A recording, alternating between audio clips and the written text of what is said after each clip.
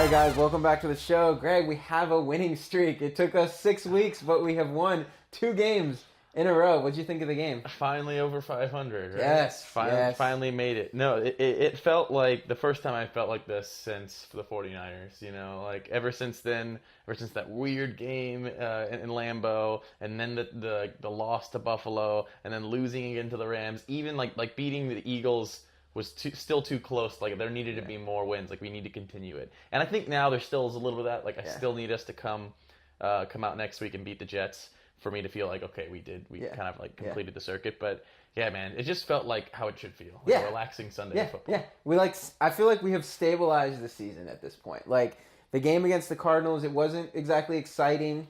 A little bit boring, but we did what we were supposed to do. And like you said, we did that in San Francisco against San Francisco in week 1, but then it became a roller coaster. So I was happy to have a kind of boring, just, hey, we did what we were supposed to do. Yeah.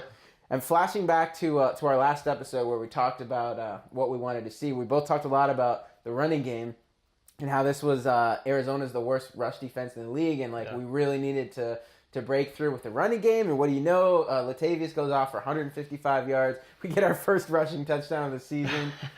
Mike Boone had a nice, at least 1 or 2 nice carries. Yeah, like a 30-yard carry, I think. Yeah. So that was good to see. No, it was awesome, man. And like you said, to be able to do it against a team like that, it's like, yeah, you say it's the worst run defense in the league, but we actually did what we were supposed to do. Like 170 total yards of rushing offense, maybe more of that.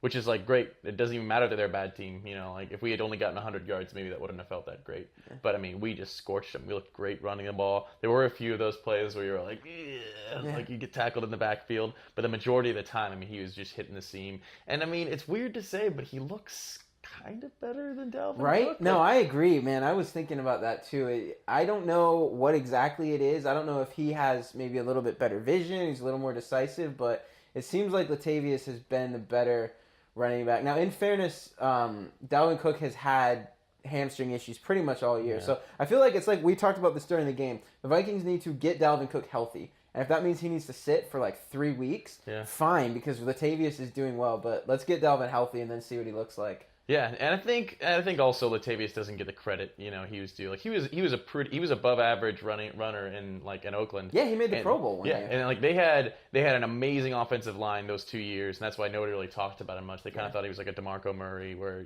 just the product of a great line. But I mean, he's got I think his vision is his number one asset, and you could see it, man. We finally opened up holes, and a couple of times he had to wait a couple seconds and then find the hole. And I think Dalvin's the overall more flashy back, and he just has.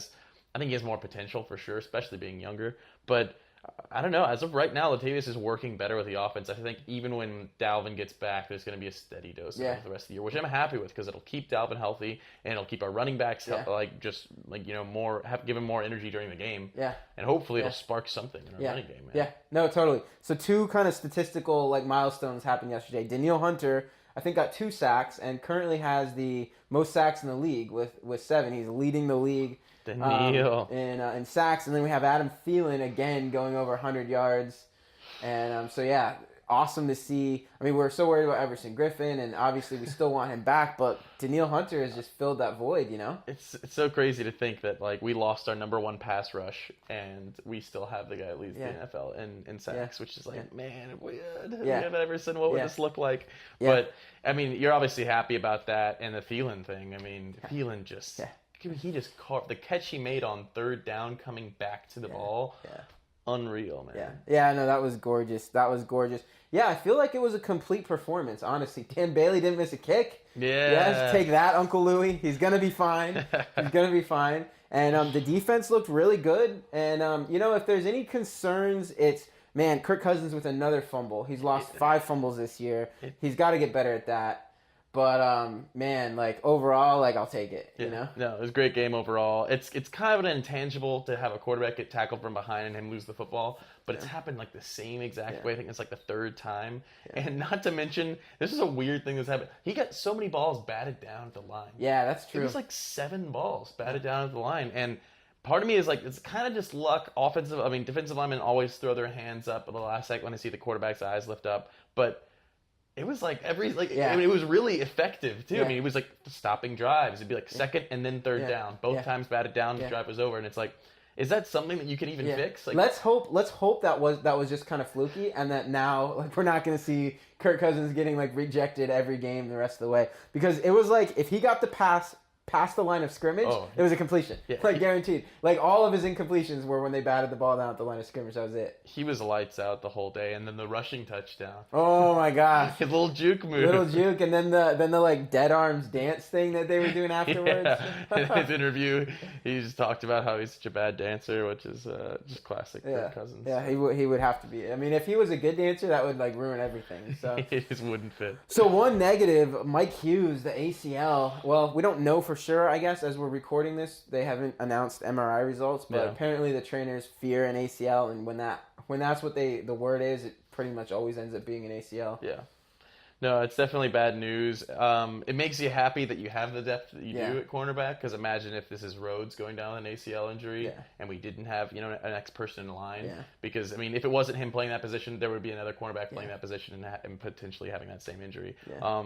So you're obviously happy that you have the depth, because Mackenzie Alexander had a great game.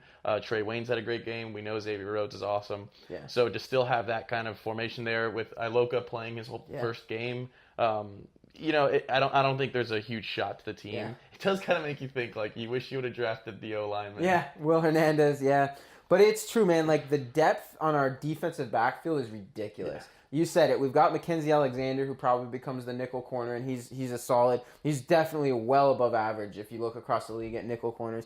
And then even Jaron Kearse has been, he's a safety, but he's been playing. He's looked like a cornerback. Yeah. They've been sticking him in like as a dime cornerback a lot. So, and then between Iloka, I think if there's anywhere on our team that we can afford an injury or two, it's defensive back. So hopefully that's it, and obviously we want him to have a quick recovery, and hopefully there's no further injuries. But it feels like we should be able to handle that loss. Yeah. Just hope he can come back next year and be. Right. You're sad for him for the long term, because he's such a great player, and like he'll be good in the long term. I think he's gonna be great. Yeah. Well, all right.